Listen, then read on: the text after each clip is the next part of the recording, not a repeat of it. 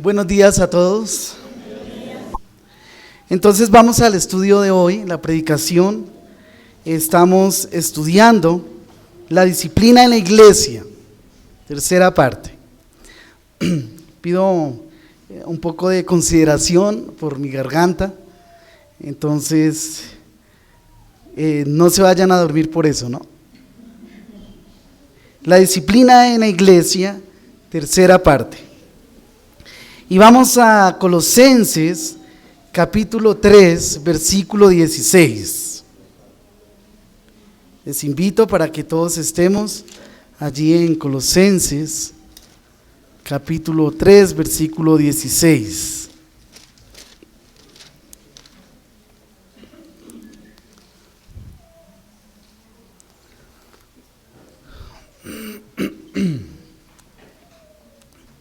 Bien, dice la palabra del Señor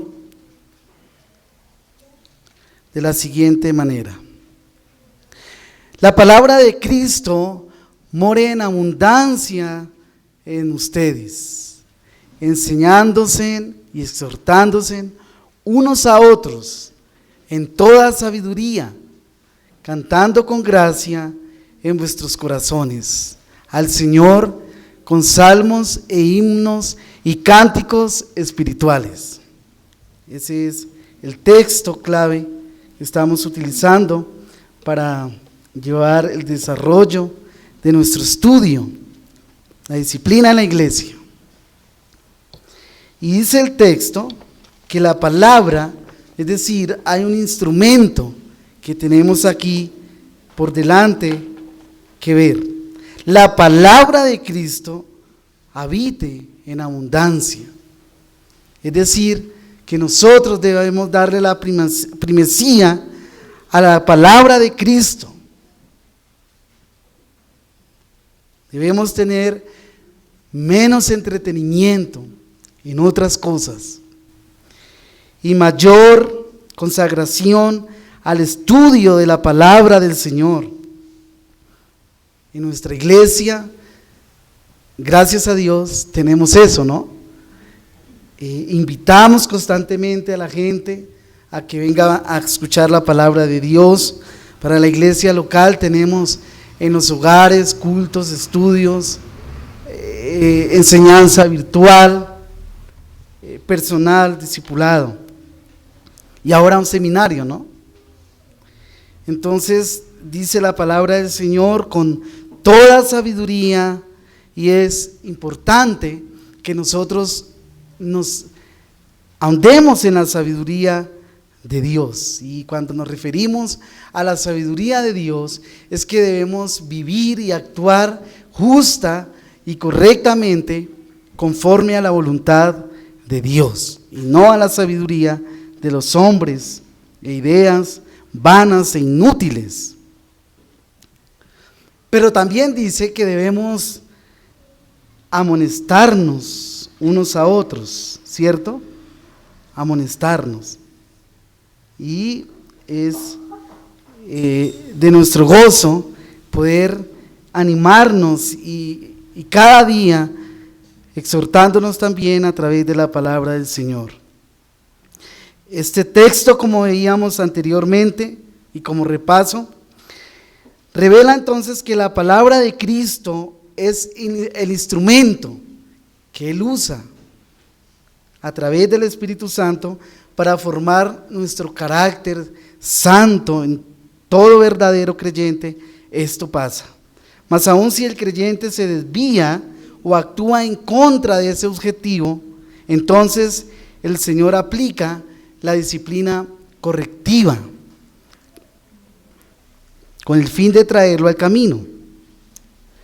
Y en eso estamos enfocados, en el proceso de los principios y aplicación de la doctrina, de la disciplina correctiva en la iglesia local. Por eso dice: la palabra de Cristo habite en abundancia en ustedes con toda sabiduría, enseñándonos y amonestándonos.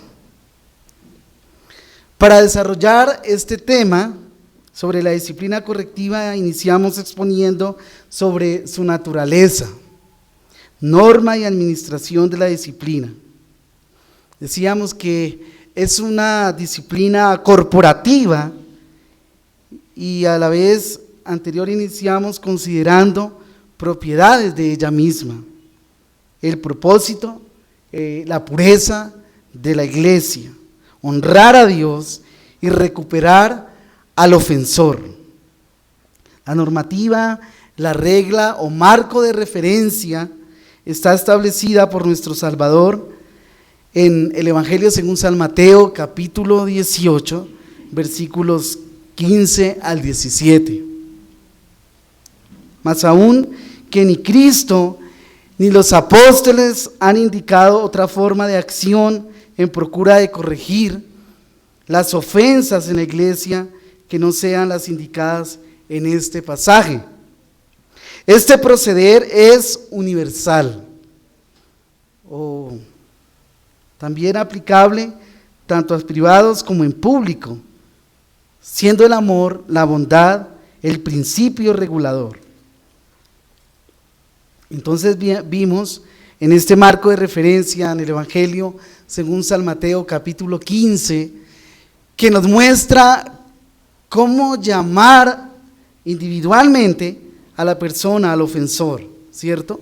Los pasos, pero también a la universalidad, es decir, a la iglesia, cuando se trae a esta persona.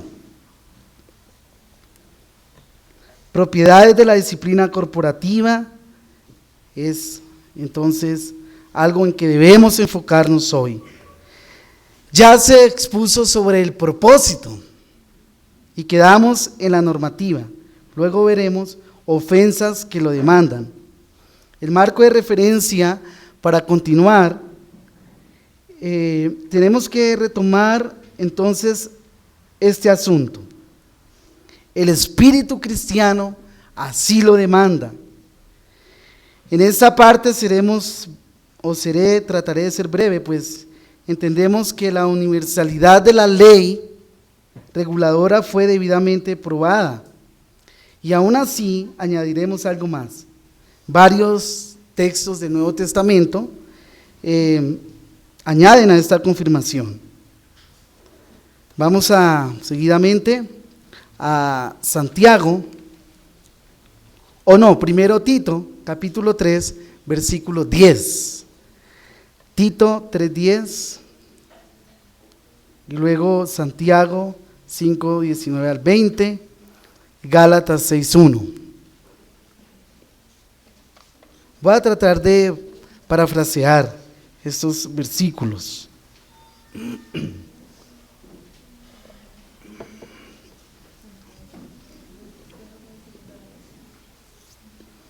Dice así: al hombre que cause divisiones después de la primera y segunda amonestación, deséchalo. Hermanos míos, si alguno de ustedes se extravía de la verdad y alguno le hace volver, sepa que el que hace volver a un pecador del error de su camino, salvará su alma de muerte y cubrirá multitud de pecados.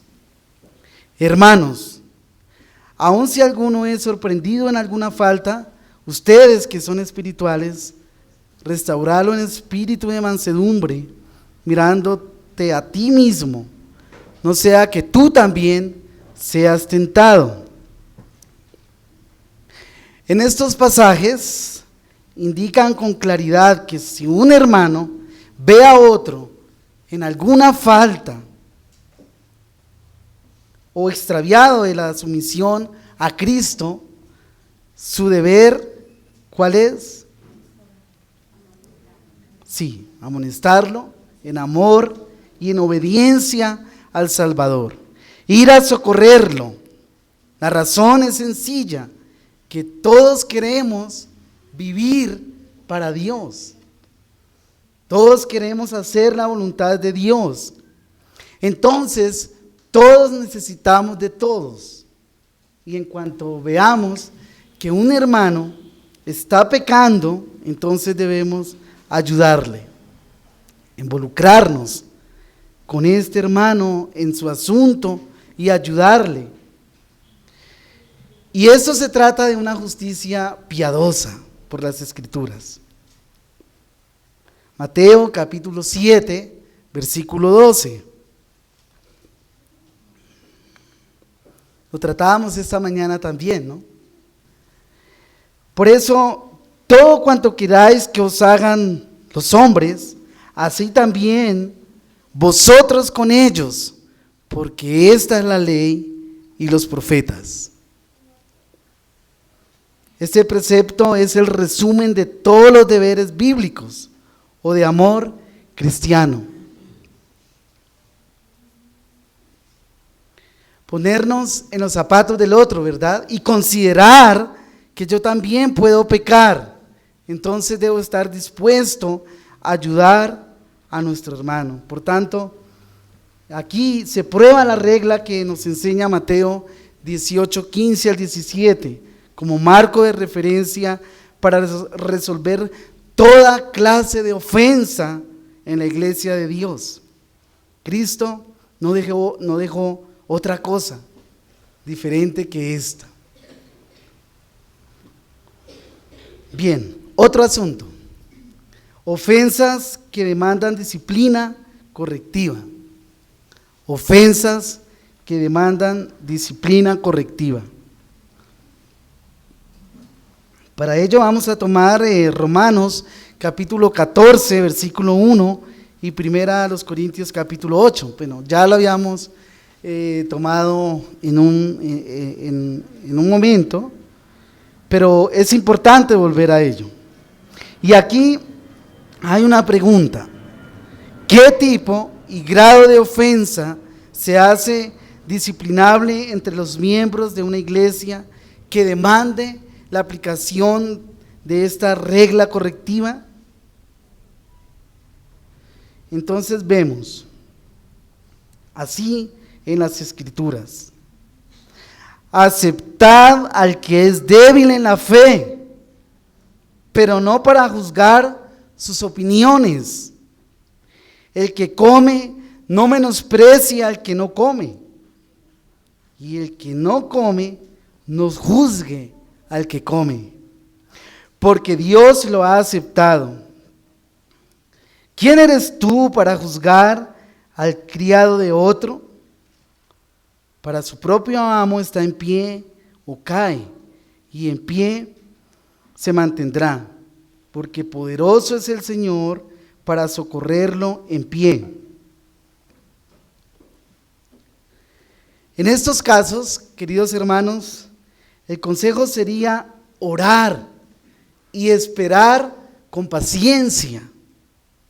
Óigase bien, orar y esperar con paciencia hasta que la luz del crecimiento alcance al débil. En este mundo caído no es posible encontrar entre los miembros de una iglesia creyentes sin faltas o debilidades. Hay muchas personas que todo lo quieren fácil, ¿verdad? Que todos se comporten bien, que nadie me ofenda, pero no es así.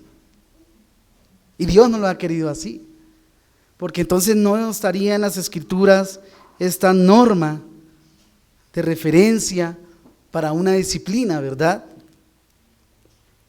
Vamos a estar con unos que son, como decimos a veces, cabeza hueca, ¿sí? Pero debemos tener paciencia, porque unos crecen más rápido que otros. Y entonces ahí vemos el proceso. Es un proceso. Es un proceso. Y yo me acuerdo que una vez encontré en las Escrituras hace como, 18, 20 años, la palabra predestinación. Entonces yo le dije al pastor, y yo ya llevo varios años acá y nunca me han explicado qué es eso. Y él me dijo, no, déjeselo a Dios, eso no lo puede comprender. Bueno, yo dije, bueno, entonces pues consulté a otro pastor, él me lo explicó y seguí orando por este hermano para que Dios le diera luz también y él pudiera comprender la doctrina de la predestinación. Es un proceso, ¿no? Y para eso necesitamos paciencia, amor y oración.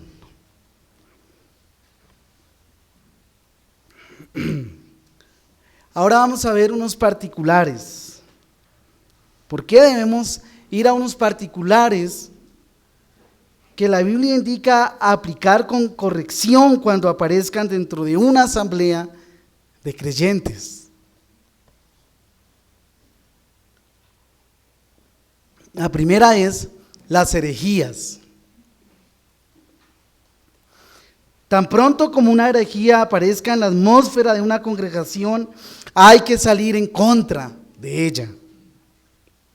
Miremos Tito capítulo 3, ya lo habíamos visto, 3:10 al 11.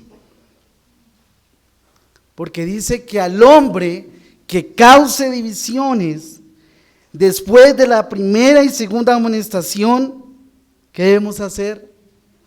Desecharlo. Habiendo hecho un proceso, sabiendo que el tal es perverso y peca, habiéndose condenado a sí mismo. Aquí la exhortación es a Tito como un ministro del Evangelio, o que el pastor de la iglesia local ha de ser el primero en salir a corregir con diligencia al enterarse de su aparición, de una herejía.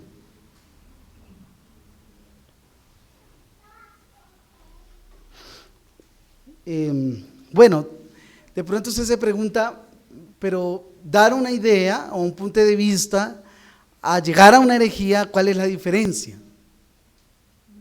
Pienso que claro, nosotros podemos dar ideas, opinar y tenemos derechos a ser escuchados, pero ya cuando uno dice otra cosa diferente al Evangelio de Cristo e inventa una fe diferente, ahí está la herejía. Y ahí entonces es cuando debemos entrar, actuar. Y lo que decíamos anteriormente, no todos tenemos la misma velocidad para aprender, entonces debemos estar atentos a lo que se diga y poder argumentar conforme a las Escrituras y no permitir que la iglesia pierda su santidad por medio de herejías. Porque no todos entendemos entonces con la misma velocidad y por esto no se puede tomar como una falta y llamar a esa persona y llevarlo a la iglesia, no. Sería una falta el hombre que obstinadamente se adhiere a dogmas, doctrinas antibíblicas, ya sea que se los haya inventado o que haya escuchado de otros y las copió, y que además se resiste.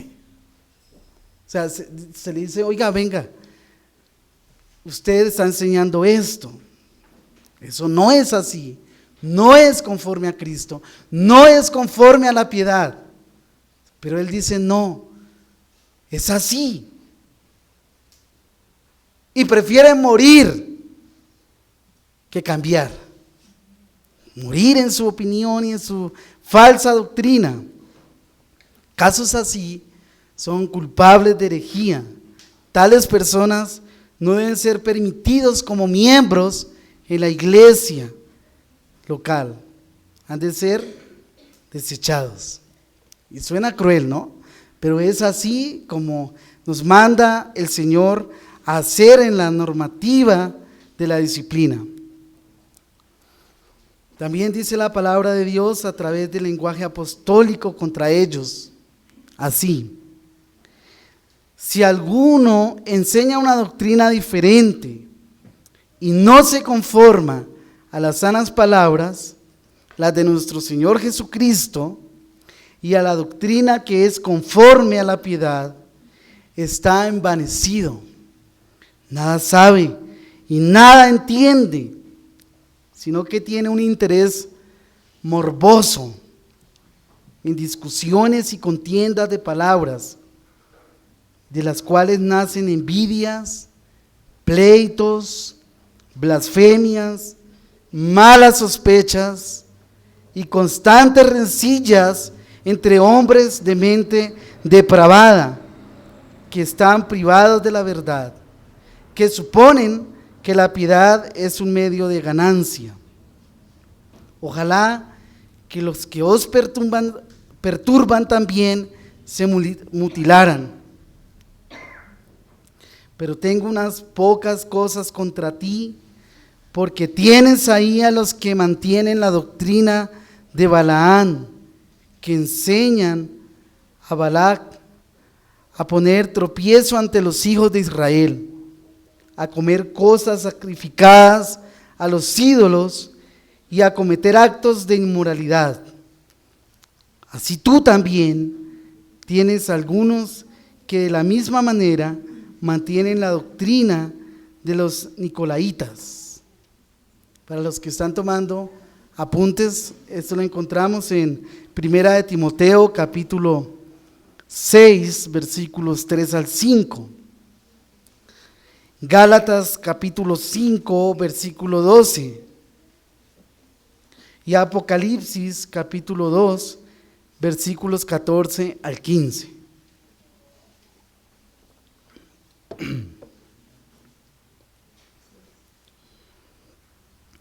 Todo intento de mantener comunión con tales personas es finalmente impracticable. Los miembros de toda iglesia tenemos comunión unos con otros, porque pensamos todos en lo que hablamos, en un mismo sentir y en un lenguaje evangélico. Pero si eso es quitado, no hay manera de convivir.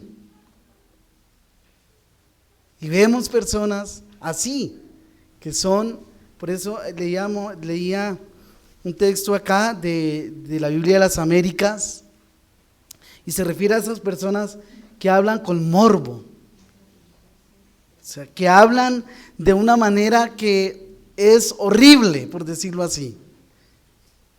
Y lo que lo escuchan se espantan. Hablan cosas horribles y dicen ser creyentes. Y eso nosotros no podemos convivir con esas personas, porque su lenguaje es diferente. Y en mi experiencia cristiana he visto a personas que quieren meter su idea, su dogma, como dé lugar. Y ya lo último se vuelve fastidioso, se vuelve insoportable. Él mismo lo hace, ¿no? Como lo enseña el salmista, Salmo capítulo 11, versículo 3. Salmos capítulo 11, versículo 3. Dice: si los fundamentos son destruidos, ¿qué puede hacer el justo? El hereje es cuando alguien escoge el error doctrinal contra el evangelio o la verdad misma de Dios. Las divisiones socavan la unidad y la paz de la iglesia. En cambio, el hereje está contra la verdad. El hermano errado y el separado no están del todo bien, pero siguen en la fe. El hereje se inventa otra fe. Oigamos también como lo dice David en el Salmo capítulo 120, versículo 6. Salmo capítulo 120, versículo 6. No odio a los que te aborrecen, Señor, y no me repugnan los que se levantan contra ti. Téngase presente que venimos hablando de la comunión entre hermanos, de la misma congregación, no de comunión entre iglesias, porque eso sería otro tema. Entre nosotros, los hermanos de la iglesia local, Iglesia Cristiana del Redentor. Ahora veremos otra parte en esto de la disciplina correctiva, ¿no? Hablando de ella, herejías y ahora discordias. Cuando hablamos de discordias, eso es la tendencia de socavar la armonía congregacional. La iglesia de Cristo tiene muchos enemigos, muchísimos enemigos. Estos suelen apuntar sus cañones de maldad cuando perciben que la unión entre los hermanos puede ser débil. Por eso vemos en Romanos, podemos mirar Romanos capítulo 16, versículos 17 al 18, y Proverbios capítulo 16, versículo 28. Romanos 16, 17 al 18 y Proverbios 18, 28. Dice así: os ruego, hermanos, que vigiléis a los que causan divisiones y tropiezos contra las enseñanzas que ustedes aprendieron, y que se aparten de ellos, porque los tales son esclavos, no de Cristo, nuestro Señor, sino de sus propios apetitos, y por medio de palabras suaves y lisonjeras engañan los corazones de los ingenuos.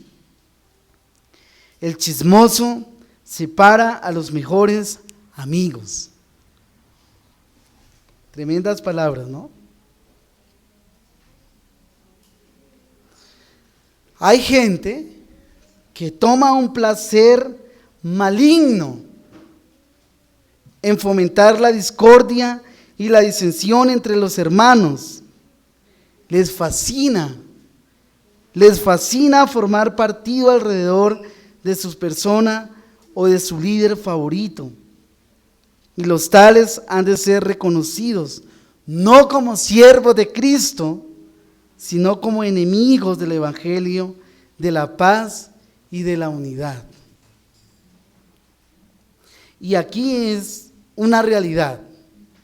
Para los que ya estamos hace rato, siendo creyentes y perseverando en la fe, lo sabemos. Pero para los que van a añadirse a la iglesia local, los preparamos. No todo va a ser color de rosa. Usted puede ver en apariencia, en un primer encuentro con una persona, pero al recorrer el tiempo, se dará cuenta que es otra, ¿no? Quizás que es otra, o quizás empieza a descubrir de sus pecados, de sus luchas, y muchas personas se desinflan por esto y se desaniman, pero es la realidad. Y sobre todo que hay personas que su desayuno es el chisme, su almuerzo es el chisme, su comida, y si no lo hacen durante el día no pueden dormir. Incluso hasta las esposas también hieren a sus esposos, y siendo cristianas, en esto, y se pierde la pureza de la iglesia. Entonces debemos tener cuidado con esto.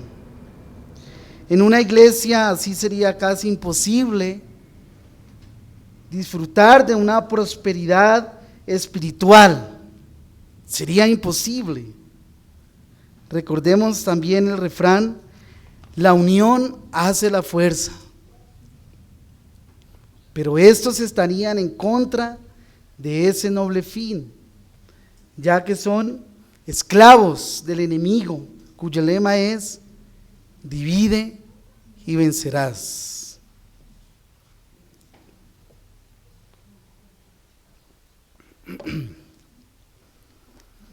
Y aquí también tenemos que ver que el enemigo de la iglesia no son tus hermanos, ni otro hermano, sino el engañador de este siglo, el diablo, Satanás.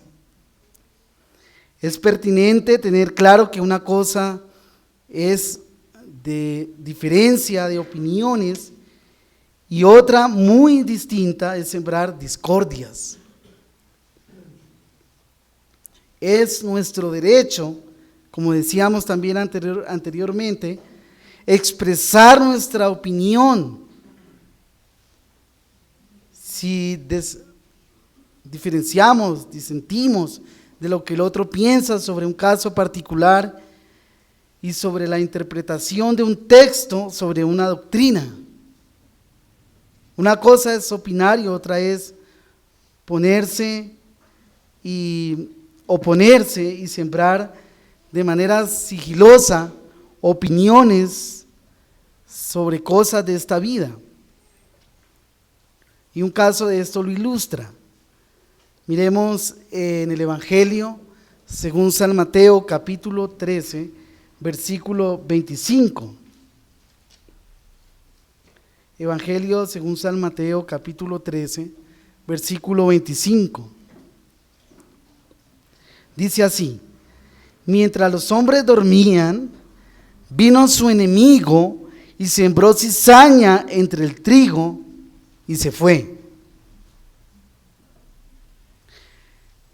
Queridos, el que siembra discordia no habla ni actúa de frente, sino a escondidas. Sepamos bien quién es nuestro enemigo. No es nuestro hermano.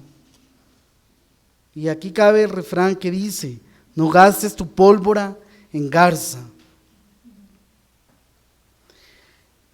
En esto es de no poca importancia, cuando lo miramos, que la iglesia local sepa bien que es un verdadero enemigo, porque así nos lo enseña la palabra de Dios. Efesios capítulo 6, versículo 12. Efesios 6:12. Dice así: nuestra lucha no es contra sangre y carne, sino contra principados, contra potestades, contra los poderes de este mundo de tinieblas, contra las huestes espirituales de maldad en las regiones celestiales. Al mirar este texto, no es un secreto que el enemigo usa hombres como instrumento de discordia. El enemigo los usa y debemos tener cuidado e identificar a aquellos que quieren sembrar discordia, aquellos que quieren causar divisiones entre nosotros. Otro asunto: impiedad escandalosa. Aquí podemos notar que por inspiración divina el apóstol enlista estos otros como demandantes de la disciplina correctiva. En Colosenses 3:5 y en Primera a los Corintios capítulo 5, versículo 11. Vemos esto: en efecto, os escribí que no anduvieras en compañía de ninguno que, llamándose hermano, es una persona inmoral, o avaro, o idólatra, o difamador, o borracho, o estafador, Con ese ni siquiera comáis. Considerad los miembros de vuestro cuerpo terrenal como muertos a la fornicación, la impureza, las pasiones, los malos deseos y la avaricia, que es idolatría. Notemos que se trata no de una caída, sino de un patrón de conducta, o no que cometió una inmoralidad, sino que es una persona inmoral. No ama lo bueno. Sus pensamientos, su vida, su juventud, sus fuerzas están en lo carnal. Se deleita en hacer lo malo. Además de estos, son disciplinables, indolentes, individuos adictos a la comodidad o de un egoísmo extremo, quienes pueden ser conocidos por esta marca. Primera a Timoteo, capítulo 5, versículo 18, nos lo explica de una manera clara en cuanto a estos. Una impiedad. Si alguno no provee para los suyos, y especialmente para los de su casa, ha negado la fe y es peor que un incrédulo. Es peor que un incrédulo. Y aquí podemos hablar de la ociosidad. Hay personas que desean estar, por ejemplo, todo el día viendo televisión. Todo el día. Eso no es bueno. No estoy diciendo que no veamos televisión, sino que no empleemos y no debemos emplear todo nuestro tiempo a la televisión. O hay hombres que quieren que la esposa los mantenga. Y dicen, no, yo no tengo trabajo, no sé hacer lo que yo estudié, y ahí se quedan. Esperando, acostados, sentados, que el presidente les mande una carta y le diga, venga para acá. Pero no se mueven a buscar el sustento de la casa. Y esto es escandaloso. Que Dios nos guarde para que la ociosidad no reine en nuestra congregación, porque es una condición fatal de desobediencia. ¿Qué interesa que me vean vendiendo plátanos? Pero yo estoy trabajando, ¿cierto? Estoy ganando el pan de cada día con mi sudor. No importa.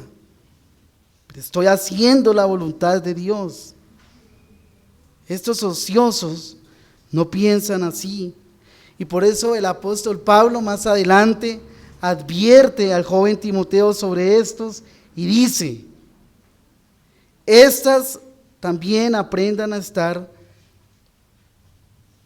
aprender a estar ociosas, yendo de casa en casa, y no solo ociosas, sino también charlatanas y entremetidas, hablando de cosas que no son dignas, o sea, refiriéndose a las mujeres, ¿no? Y en ese contexto, a las viudas jóvenes.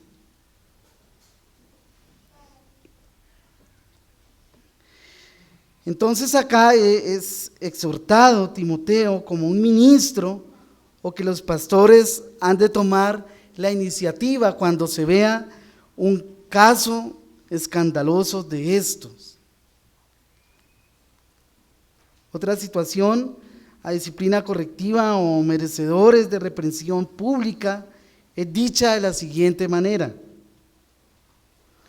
ahora bien, hermanos, os mandamos en el nombre de nuestro Señor Jesucristo, que os apartéis de todo hermano que ande desordenadamente, y no según la doctrina que recibisteis de nosotros, porque oímos que algunos entre vosotros andan desordenadamente, sin trabajar, pero andan metiéndose en todo.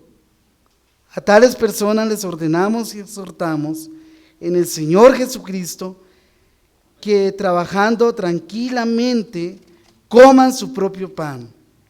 Pero ustedes, hermanos, no os canséis de hacer el bien. Y si alguno no obedece nuestra enseñanza en esta carta, señalad al tal y no os asociéis con él para que se avergüence. Sin embargo, no lo tengáis por enemigo, sino amonestadle como a un hermano. Segunda a los Tesalonicenses capítulo 3, versículos 6 y versículos 12 al 15.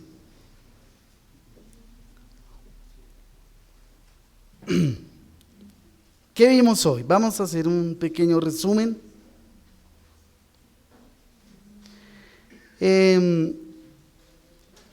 Terminamos de considerar que el marco de referencia para resolver toda clase de ofensa en la iglesia de Dios es el Evangelio según San Mateo, capítulo 18, versículos 15 al 17.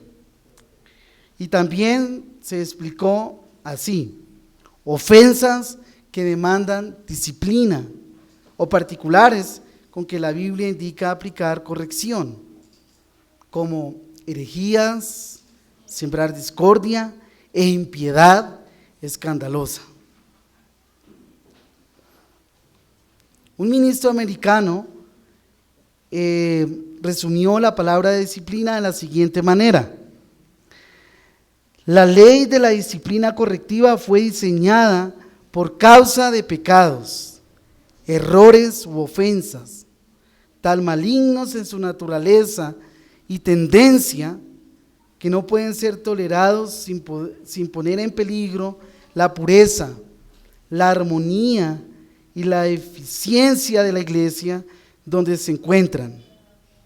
Pasar por alto tales casos envolvería perder el carácter del cristiano. Ahora, queridos hermanos, unas aplicaciones para terminar. Y el primero es para los hermanos en Cristo. Hermano, es 1000 veces preferible tener santidad que tener salud y comodidad. Es 1000 veces preferible tener santidad que tener salud y comodidad. La salud te podría o te libraría de enfermedades, dolores, sufrimientos, tristezas, depresiones, calamidades y otros afines. Pero la santidad te libra del mayor de los males. ¿Cuál es? El pecado. El escritor a los hebreos lo escribe así: el Señor nos disciplina para nuestro bien, para que participemos de su santidad. Hebreos 12:10. Y David lo indica con una claridad amplia: antes que fuera afligido, yo me descarrié, mas ahora guardo tu palabra. Salmos 119:71. Así que la disciplina es un instrumento del amor de Dios. Así lo debemos ver, lo debemos contemplar los creyentes. La disciplina es un instrumento del amor de nuestro buen Dios, un medio para beneficiarnos con bienes duraderos para esta vida y para la vida eterna. Por tanto, cuando venga sobre ti la disciplina del Señor, haz una justa interpretación de ella. Viene del amor de Dios como tu amoroso Padre, nuestro amoroso Padre, y no simplemente de su enojo. Amigo, que aún todavía no es cristiano o que escucha de vez en cuando, viene a la iglesia, pero no se ha comprometido con Cristo, escuche bien, siendo tu alma algo tan excelente, entonces lo que hemos oído te empuja a cambiar contra el pecado. El alma puede tratar con serpientes, con veneno mortífero, y nada le hacen, pero el pecado es el único veneno que puede traerle ruina y hasta la muerte. Las demás adversidades pueden afectar en mayor o menor grado el cuerpo, tales como tribulación o angustia, pero no al alma. Es el pecado lo que hace guerra contra la vida misma, y el objetivo de la disciplina es corregir tal pecado. Por eso, ahora mismo te invito para que entregues tu vida a Cristo y por medio de su disciplina correctiva salve tu alma ahora y por la eternidad. Escucha esta sentencia: no hay paz para los impíos, dice mi Dios. Esto es, que no hay nada provechoso ni bueno para el alma de los incrédulos. Pero ahora aquí se te muestra la otra parte. Por tanto, arrepentido y convertido, para que vuestros pecados sean perdonados y borrados, a fin de que tiempos de refrigerio vengan de la presencia del Señor. Hechos 3:19. Amén. Oremos.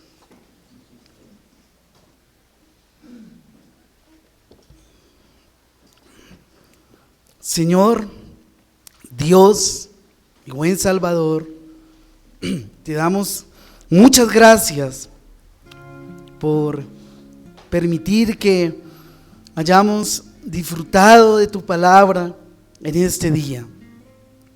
Gracias por enseñarnos, gracias por exhortarnos, gracias porque nos enseñas también cómo debemos tener una vida de disciplina en nuestra iglesia.